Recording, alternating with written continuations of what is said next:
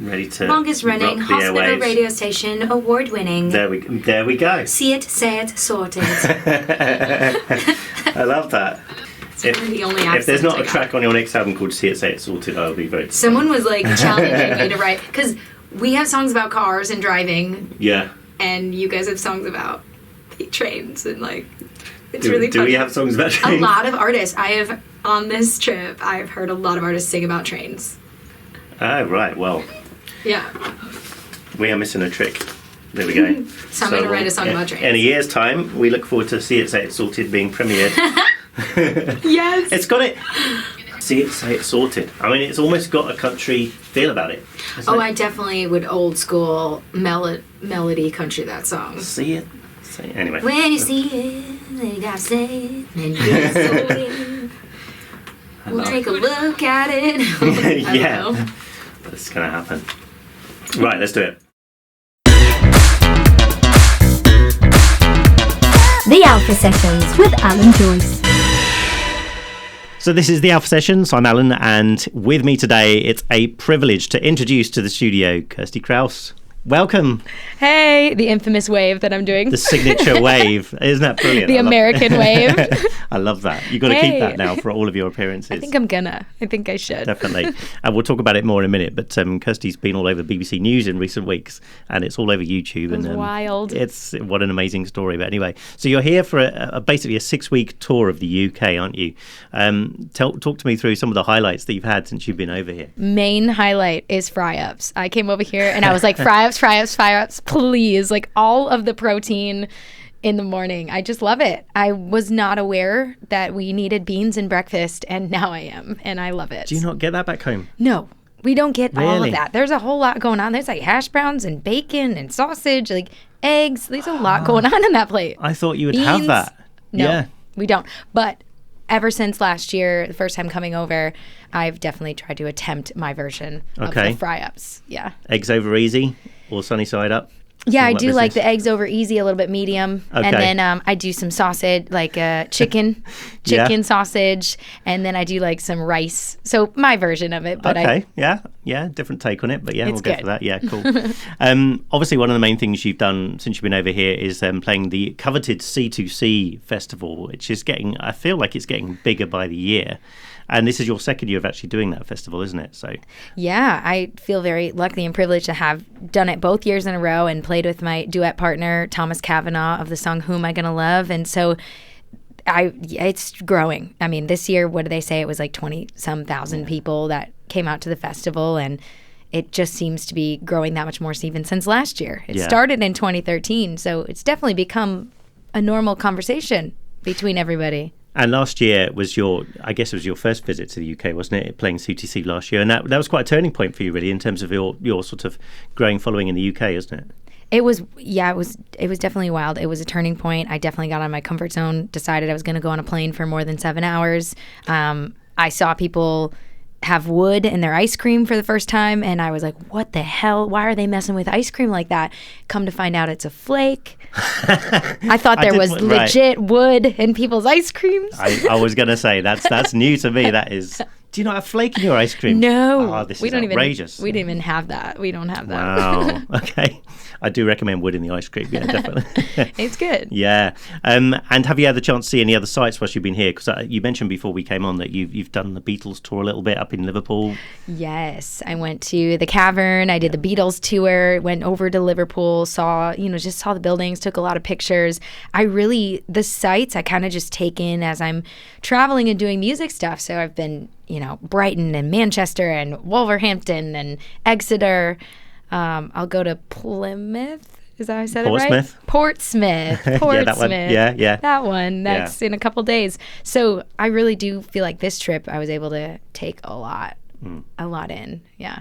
And I feel like so much has happened on the music scene since you've been here. I mean, you're here at a time where country music is being really, really talked about. Yeah. In the UK, so much so that you ended up on national TV, which we'll talk about anyway in a minute. But with Beyonce at the top of the singles and the album charts, with obviously her much publicised new album, we've got Dasher in the mainstream top 20. I mean, how have you found that's impacted your music in the UK? Have you had your stuff talked about more as a result of these artists getting success? That's a good question. I think everybody's eyes right now in these conversations, because it's such a conversation for literally everybody, including BBC One, like, to talk about country music. So there's a lot of eyes on country music. And the fact that I am that one American that decided to go on this wild adventure for, a couple weeks over here and continue on the celebrations from C2C, I definitely think it is putting the eyes on my music as well, just because I'm over here hashtagging UK country music, hashtagging country music UK. And I feel like that's how it happened for me to go and on BBC and talk about BBC Breakfast and talk about Beyonce's album. And the fact that Dash is blowing up is awesome. Yeah. Like, I remember learning her dance from her at the 615 house, which is also a big like Twitter brand, or TikTok brand. And she was like teaching us the dance, and I was that idiot that was like messing it up while she was why they were doing the videotaping. So I haven't yet found that video again, but it was out there at some point. And I'm probably better off with it down. Yeah.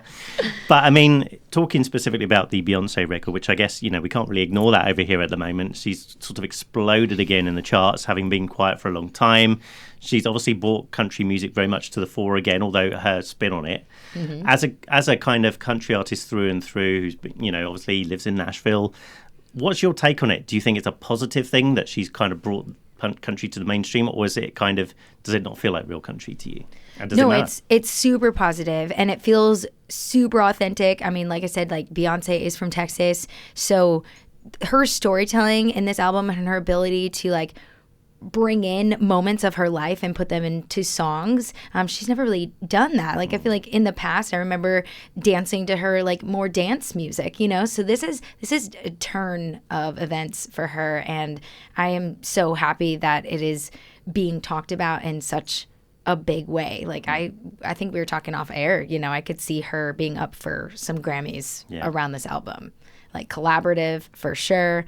I mean, is Beyonce going to be in Album of the Year for country music, up for a Grammy? Who knows? Yeah. Like, I don't know. I think it'll be there. It'll be listed for sure. But that's the thing, isn't it? Is that it's great that country's being talked about in that way. But if she were then to go on and win country music awards, how would that land with the country music industry, do you feel? Is that kind of like, no, that's not real country. That shouldn't be winning top awards?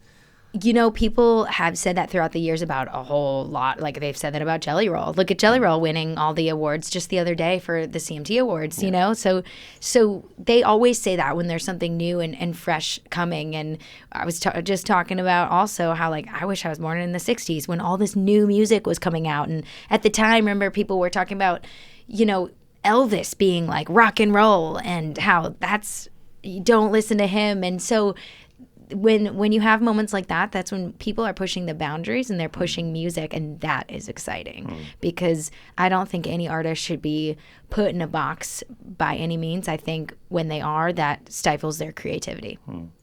And I guess now there's the advantage of having a much more even platform. The fact that Dasher is in the mainstream charts, that would have never happened, right, back in the day when it was all reliant on record labels and stuff. Now there's a lot more emphasis on TikTok and things. Oh my gosh, it's wild. It's wild how much she, blew up, and I can't wait to like see that back when I get back to the States too, because it's definitely over here like happening for her, and she just performed the other night at the awards show in Austin, Texas, playing her song Austin. So it is wild to see the power of the social media and cross genres happening right now. Are there any other artists that you feel like we should be looking out for? Who's going to be the next Dasher, apart from yourself, obviously? Ooh. I mean, you'll be on the top 20 before. I mean, a similar name to Dasha is Hannah Dasher. Okay. I love her. And I love Caitlin Smith.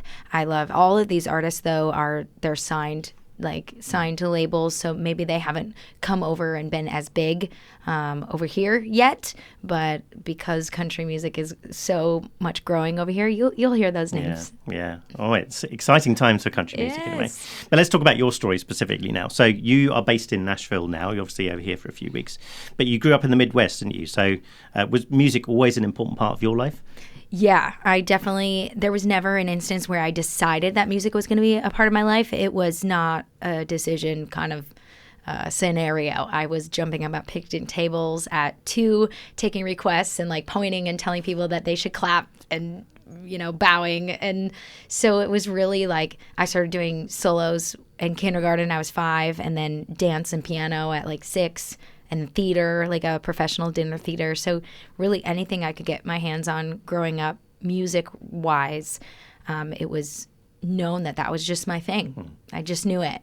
And in that part of the States, is it just country music that's played, or were you exposed to lots of other music as well? Oh, I was exposed to lots of music. My dad in the Midwest, very like 80s hair bands is huge. So that's why like my first record, Yes You Can, has a lot of like, you know, big guitars and definitely that 80s rock influence to it. He liked the hair bands. My mom liked, you know, Peter Frampton, Bryan Adams. So together they met in the middle at Styx and Fleetwood Mac. Yeah. So those kind of, you know, Elton John, Phil Collins, Styx, Fleetwood Mac, Mariah, Celine Dion, the big divas. And then it wasn't till I was probably 7 or 8 that I discovered country music. And it was really through Shania Twain and LeAnn Rimes that brought me over to country music. Really? So that you would cite those as the ones that kind of got you into the... Shania was like going the cross-genre thing. She was making a whole movement, and so pulled me in. And as I started digging, I was like, oh my gosh, who's this young, you know, 14-year-old that's singing age-appropriate songs that I can cover? And so that's kind of, I just dove in from there. And then it was like... Faith Hill, Marching McBride, Jody Messina, and of course LeAnn Rimes were like the main ones that I gravitated towards.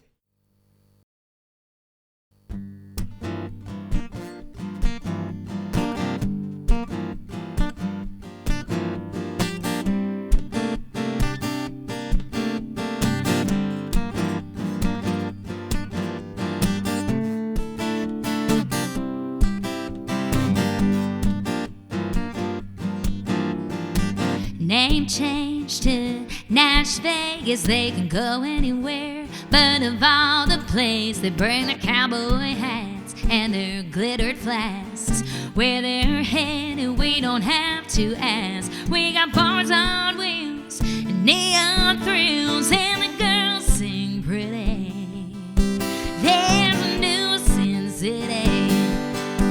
We might not have Elvis, but we've got down to see the Mother Church from a tractor trolley. Trade the city of angels for the city of stars. They just might drop into their downtown bars. They come from all around to put their money down for a drink. Throw a 20, there's a new Sin City.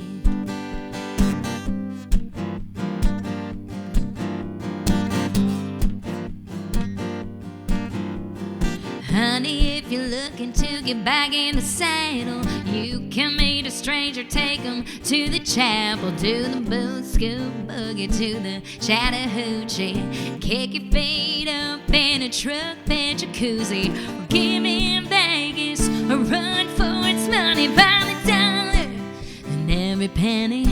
There's a new Sin City. We might not have Elvis, but we've got down to see the Mother Church from a tractor trolley. Trade the city of angels for the city of stars. They just might drop into their downtown bars. They come from all around to put their money down for a drink.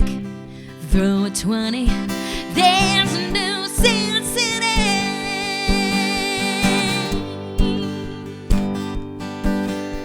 Get down to the honky-tonk, daddy gritty, bend those guitar strings on that itty-bitty stage where the pickers play all night long and the bachelorettes get frisky. Here in the new Sin City, yeah, the new Sin City. We might not have Elvis, but we've got down to see the Mother Church from a tractor trolley. Trade the city of angels for the city of stars. They just might drop into their downtown bars. They come from all around to put their money down for a drink. Throw a 20, there's a new Sin City.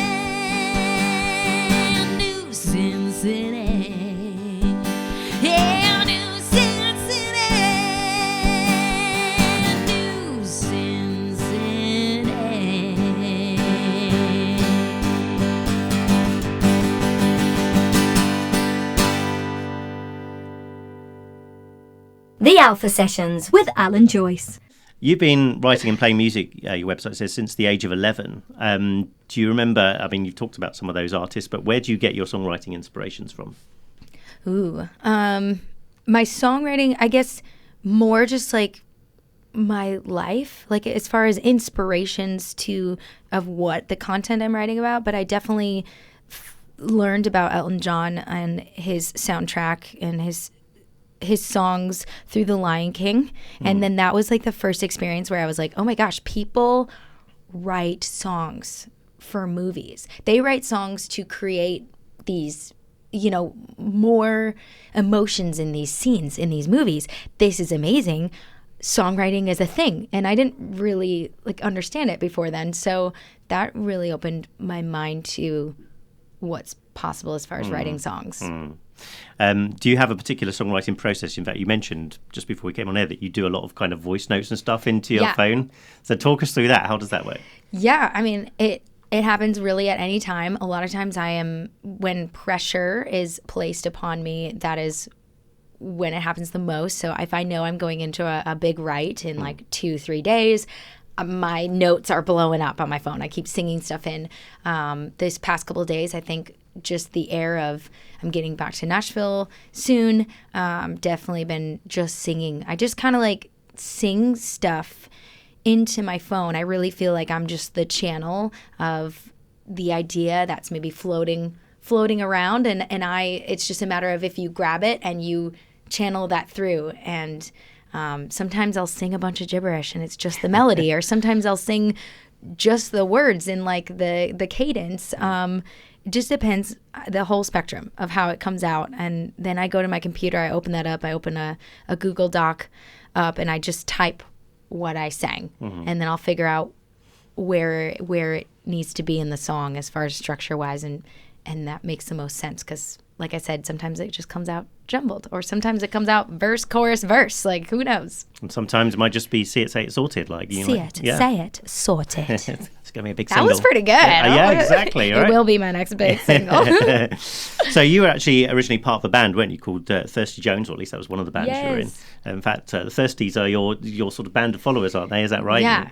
Yeah. Talk us through that. The name they made that up. The name stemmed from Thirsty Jones. So Thirsty was a name I knew I needed in the title, because this was the first band that I was in that I was running. I was in other bands before that. So I was like, Thirsty rhymes with Kirstie.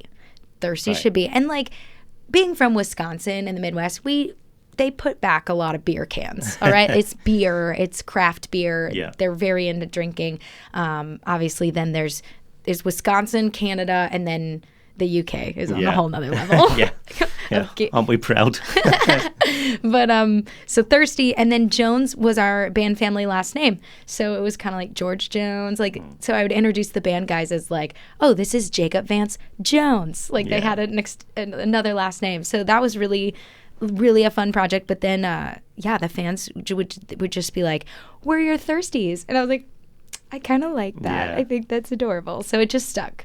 And that's still being used to this day. That's always going to stay with you. Kirstie's Thirsties. Yeah, I like it. And then at what point did you then make the move to go solo? It was 2017. I moved to Nashville in November of 2017, and I had told the band in March of that year that I was going to be moving. So there was a year in there where I almost did the setup like Joan Jett and the Blackhearts. I did Kirstie Kraus and Thirsty Jones, and was starting to market it where I was preparing to just go solo and really hit the artist thing hard, because the band was like a hybrid. It was like we did festivals where we did originals, but then we also did beer tents where we did 4-hour sets for a festival, and we snuck in as many originals as we could, 12 in a night. But so it was just a wild time. And did the move to Nashville, did that happen around the time that you were going solo anyway? Yeah, I think that was I was packaging it all in one, hey guys, I'm moving to Nashville. I'm going to further my career as an artist, continue to write. I was writing for those 3 years while I was in the band, going back and forth and working my schedule around trips to Nashville. At one point I was doing a trip every month, You know, it was every other month. It was every month. So I was really upping the trips during that time and preparing to get to work on my album. So as soon as I moved to Nashville, I did a did a Kickstarter. I'm like, I'm moving to Nashville, working on this album, and now I'm a solo artist, like all in one. Yeah. Yeah. And does Nashville very much feel like home now, your true sort of spiritual home? Yeah, I've been there 6.5 years. Yeah. I got a little condo. I found a place in January of 2020. And so it is my little like slice of, my place in this world. And it definitely feels like home. When I started moving to Nashville, I remember looking at the city skyline and being like, all right, this is my new city to take over. And that was my mindset from the get-go. I've never been to Nashville, and it's on my bucket list 100%. And many artists we've had in over the last 15 years or so have played Nashville or in some cases lived in Nashville. For anyone who hasn't been there, how can you describe it? Like, is it, because it feels like it's this magical place, almost like a Vegas where every other place is a performance place. Is that pretty much how it is? Oh yeah, so many performance venues. At any given night, there is at minimum 7 different options. I mean, there's way more than that. On any given night of live music happening and artists showcasing their original material. So there's definitely just this air of energy, and you just get so inspired. And is there like one big family of musicians over there? Everyone knows everyone? Is it like that? Yeah. Oh, yeah. Just like it is over here, even in the country music genre. Like, obviously, it's a little smaller, the groupings over here, but it is growing a lot. And there are a lot of people that are getting on board with country music in the UK. But, yeah, Nashville's the same. Like, we all know each other. We're all there to support each other. It's like, oh, did you hear about this new app that's coming out? We got to get on this. And that's kind of how the conversation is. Yeah. Oh, this person I did a music video with them. It went great. Like, if you're looking for somebody, I'll send you his information. Like, very much like that. It does sound like a really nice, supportive community. Oh, yeah. Not that, there's not the competition that you might expect in some areas, but everyone really helps each other out. And as you say, shares contacts and stuff, which is great. It definitely is like that. Yeah. And you played the Bluebird Cafe, which is kind of like considered to be the place in Nashville, isn't it? What's so special about that place? Oh my gosh. Just the fact that so many amazing, for one, songwriters, like hit songwriter after hit songwriter, and artists were in that building performing. So there's so much nostalgia, and you can feel it just when you walk in. It's very, very special.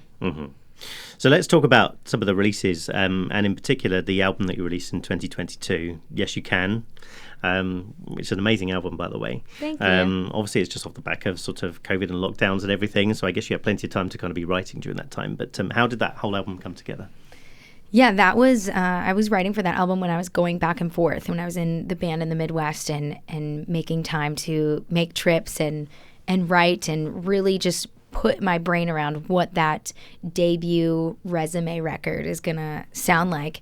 And it was a labor of so much love and stress. And to this day, when I put it on in my car, like, I can honestly say it makes me very happy. I'm very proud of that record, and I'm so glad that we did it the way we did it, and I was so appreciative to be involved in every single session and decision for that record. It meant a lot to me. And you should be proud of it, because you got so many award nominations off the back of it, didn't you? So it was very well received. That was really cool. I remember walking on the beach with my best friend Crystal King, who's originally from North Carolina, and we were on tour together in Florida.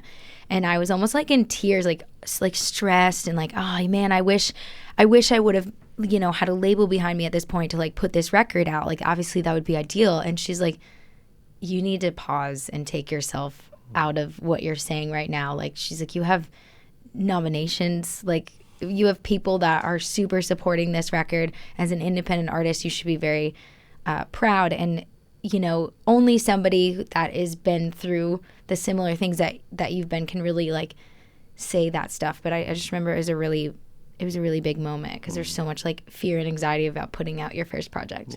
Yeah. Have you got plans to do another album? Would you do another album? Albums always. I think I'm nostalgic. I want to have that level of nostalgia as to my artistry. So I wanted to be able to look back and have like more than 10 albums and records like just under my belt. So I'm always planning for the next. In a perfect world, I'd have like 4 out.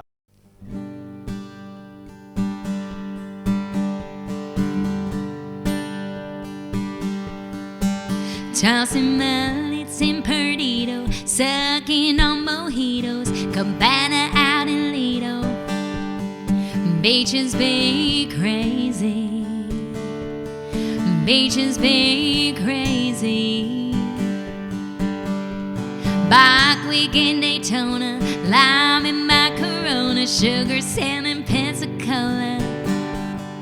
Beaches be crazy, beaches be crazy. It's sure nice to know there's somewhere you can go. Just pick a coast and leave yourself behind. Show off your wild side and let your free flag fly.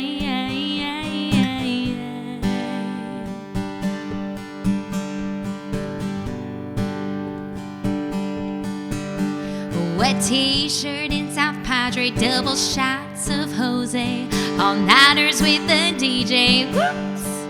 Beaches be crazy, beaches be crazy. Half naked in Miami, stoned in Venice, Cali, getting laid in Hawaii. Beaches be crazy, beaches be crazy. It's sure nice to know there's somewhere you can go. Just pick a coast and leave yourself behind.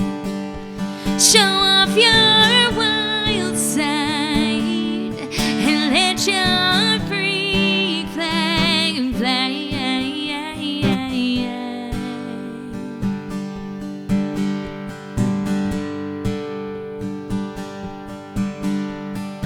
Fantasy Fest down in Key West, well, you know the rest.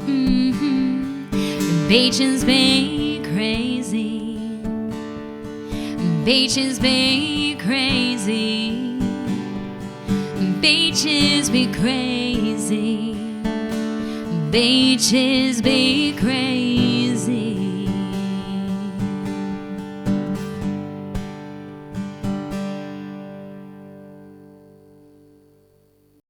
The Alpha Sessions with Alan Joyce. As well as all the music stuff, you also do some presenting and hosting work as well, don't you? So there's Enter the Atmosphere, which is on YouTube, I believe, and Live in the Living Room, which is a UK project as well, which you've hosted as well. So tell us more about those.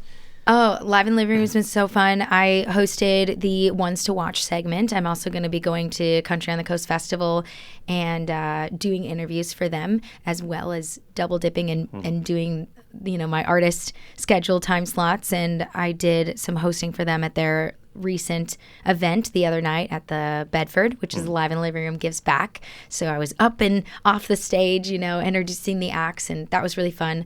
And I've also been working with Countryline, so that is another big one that's based out of here and now has this growing footprint in Nashville. So working with Countryline has been awesome, and I did some stuff with them at C2C. So I was also doing interviews for other artists for them. So that's 2 UK brands. And then Enter the Atmosphere is all about Dolby Atmos and the nuances and how to mix in Dolby Atmos, how to do production with this new 8D, AI generated mix that is beyond people's wildest imaginations when they hear it for the first time. Wow. So that's available on YouTube if anyone wants to go on. It is. The YouTube channel is booming, and I just sent back footage of my Manchester tour of Neve. I went in to Neve up there, and they make all plugins and the big boards for producers, and so I took a lot of video footage and sent that back for the show. Yeah. Amazing. Would you love to host a country music show as well? I feel like that's going to be the next thing. Oh my God. Dreams, goals is to host my own, Christmas show. Yeah. Host a country music show, have my own show. Kelly Clarkson has her own show. You know what I mean? Just throwing that stuff out there. I definitely feel very comfortable talking to people and interviewing artists. I've noticed just more in the last year or maybe almost 2 years of how much I do enjoy being in that space as well. So how do I marry the two of that together, you know? It's a lot of balls to juggle, aren't there? But I could totally see you doing that. It's That'd be fun. so much fun. Yeah, exactly. It is fun. We were just actually, I've got a CD next to me here, right? And we were talking just before we went on air, because when I first joined this radio station, way back in the day, we used to play a lot of music off this Best of Country Music CD. Yes. And you were having a look at this, weren't you? And you're like, I've worked with this person. I've interviewed this person. Talk us through some of the names on this CD that you've kind of worked with in the past, because this is mind blowing. Yeah, it was wild. It was just looking at this and I was like, okay, I've interviewed Crystal Gayle. I'm hoping to meet. That is mad. She's so sweet. Yeah. I'm hoping to meet Dolly Parton. There's plans in the works. Nothing is, ever set in stone until it is, but that is the plan. We're totally coming back to that because obviously your new single is all about Dolly anyway. Yes. But yeah. So I'm mentally preparing for that just in general. Obviously, Jimmy Buffett is everything because I am all in the trop rock genre, the whole thing that Jimmy Buffett spearheaded. Yeah. I've performed with Kenny Rogers down at the Country Music Hall of Fame when I was in high school. How with was that? Choir. It that was so amazing. Random, but so awesome. And I don't feel like I really fully understood the magnitude of how special that was as 14, 15-year-old. But performed with Kenny Rogers. So just huge. I mean, Kenny Rogers is still asked for all the time here on this radio station. He's huge in the UK, and that is what an awesome thing. Yeah. It's wild. And then Ricky Skaggs, obviously I've seen Ricky Skaggs live in Nashville, and this just to see this record, and then with all of these artists, Patsy Cline who's on here. Oh. Who would be the dream interview? I mean, if you could literally interview any country artist, or any artist for that matter, it doesn't have to be country, but who would be the dream one? I mean, Dolly would be the dream one. Dolly would be the dream interviewer, because how many quotes does she say or stuff that she comes up with just being asked on the spot is so wonderful, and it makes people feel so good. I think we all inspire to just be like Dolly and have a little bit more Dolly in our lives. Well, I mean, it's amazing as well that Jolene is back in the charts thanks to the Beyonce record, and it's still one of the most popular here. In fact, I found out today that her song 9 to 5, here's a little useless fact for you. 9 to 5 is one of the biggest selling records in the UK ever that's never made the charts. Oh, wow. There you go. Isn't that random? Never made the charts, but it's a big sell. Wow. Exactly. So let's talk about Dolly then, because obviously the latest single that you've got out is Dabba Dolly, which sounds rubbish in a UK accent. But you've actually performed that with Kirstie Huff, who is a former guest of this program as well. So talk to us about how that all came about. Yeah, full circle. Kirstie's been on the show too. Her and I met each other through the Women of Country in Nashville, the brand, and that was a couple of years ago. Since we've probably written 5 times together, we've done a couple shows together. I brought her up to my home state of Wisconsin to do a run together, and it was it's like our test run. Let's see what it's like to be on tour together. And we did a couple shows, and at a show, I would do a cover of Dolly Parton, or whenever I would do a cover of Dolly Parton afterwards, I just started saying here's a Dabba Dolly for you. That was a Dabba Dolly for you. And she kind of turned to me and was like, we need to write that down right now. Let's write that song. And so we did. And I think we both just knew right away, this was going to be a female duet, and we needed to put it out immediately. And hopefully she's going to get to hear this song. I mean, how cool would that be? That would be amazing, wouldn't it? Yeah, that would be amazing. If all the plans go right, I would be sitting in the room with Dolly, meeting her, and performing this song for her live, which would be wild. That would be amazing. We're going to be watching your socials to see if that happens. Yes. Fingers crossed, anyway. But actually, you've had a really busy couple of months. Apart from all the touring and stuff you've been doing in the UK, you've actually released 2 songs, haven't you? So Dabba Dolly, which we just talked about, and Beaches Be Crazy as well. Yes. So talk to us about that one. Beaches Be Crazy. I mean, I have now written, I call them my beach songs, my Florida songs, 20 some of them. And so this was one of the songs in the lot, and it's just so much fun to perform. It talks about different beaches throughout the states and the crazy things you can do on the beaches. And it was definitely released right before spring break, which is a big holiday of a bunch of 18-year-olds, 19-year-olds that just graduated from high school, going out to vacation, also, people just going to the beach on vacation and just letting loose and having a good time. Such a fun song. Yeah. I really enjoyed hearing that one today, so thank you for performing it. And thank you for coming down in amongst your really busy schedule, because you have clocked up some miles even today just getting here, so I really appreciate it. Thank you so much. What lies ahead for you for the rest of this year? What have you got planned? As right after I get back, I will be heading to Florida for 2 different trips. One being the Parrot Head Rendezvous Festival, and then the Key West Songwriters Festival. There's a lot of we're getting into summertime, so there will be a lot of festivals this year, especially in my home state in the summer months, and more music. Another collab is in the works for 2024. It's exciting. We can't wait to hear more. And finally, for anyone who wants to find out more about you, where can they go? Everyone should take a look at KirstieKraus.com. Kirstie like Kirstie Alley and Kraus like Alison Krauss. Brilliant. Well, thank you so much for coming down. Thank you for having me. Enjoy the rest of your time in the UK. Safe Yes. travels, and can't wait for See It, Say It Sorted. Yes, that's right. Super appreciate it. Thank you so all much, right. Alan. Take care.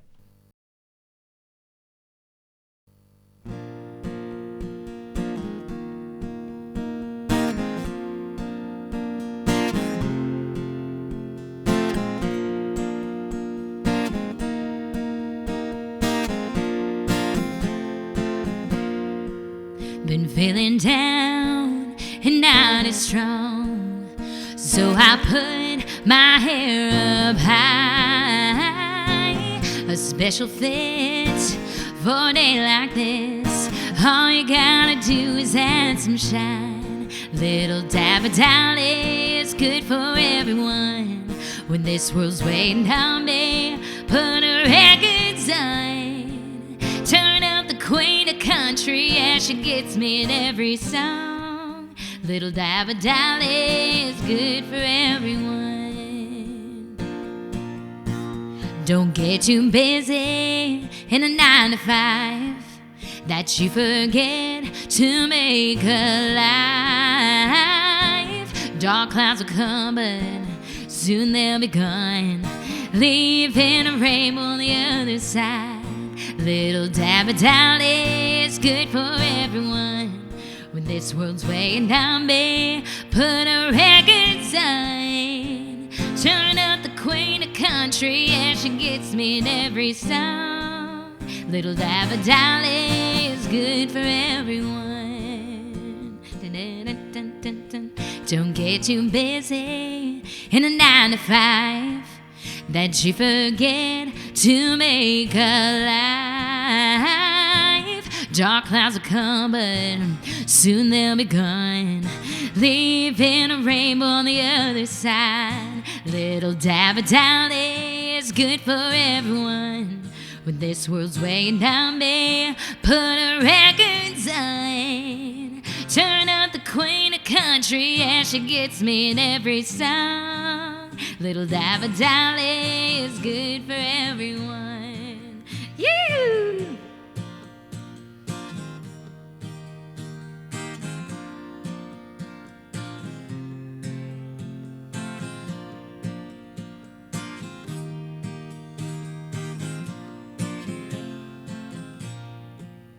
She's a saint with some rock and roll. They're on a base statue on the corner of Music Row. No matter where you come from, when you're feeling mixed up and wrong, she has a way of helping us all get along. Little dab of Dolly, it's good for everyone. When this world's weighing down me, put a records on. Turn up the queen of country, yeah, she gets me in every song. Little dab of Dolly is good for everyone. All sparkle, sass, and plastic, but she's real where it counts. A little dab of Dolly is good for everyone. Little dab of Dolly, little dab of Dolly, little dab of Dolly, little dab of Dolly, real up on me down, little dab of Dolly, little dab of Dolly.